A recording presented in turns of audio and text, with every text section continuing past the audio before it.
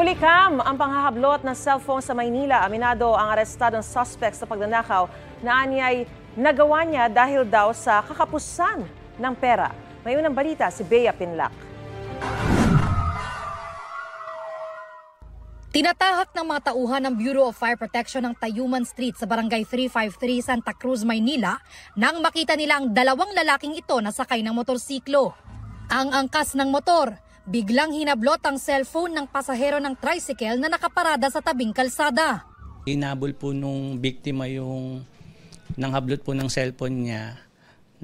Nahila niya po yung likod niya. Bigla pong nalaglag po yung tao sa yung humablot po. Na out of balance po kasi siya, nahablot po siya nung biktima.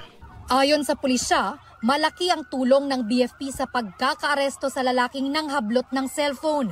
Nung time na po na nahablot na po nung suspect yung cellphone po nung biktima natin, papadaan din po yung fire truck ng BFP natin. So ang nangyari po, hinarang nila yung motor na sinasakyan po nung suspect natin.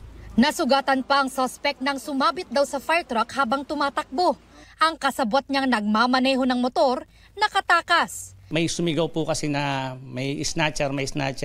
Kasalukuyan pong nandun po yung pulis natin na nagpapatrolya. Agad pong narespondan yung tao pong nangailangan ng tulong.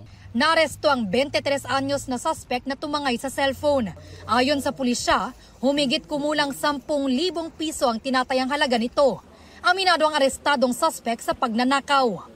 Nagawa ko lang po yun kasi sa hirap ng buhay. Kapos po sa pera, first time lang po yun.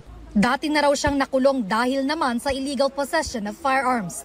Reklamong robbery ang isinampa laban sa suspect na nakakulong sa Santa Cruz Police Station. Patuloy na tinutugis ang kasabwat niya. Ito ang unang balita. Bea Pinlac para sa GMA Integrated News.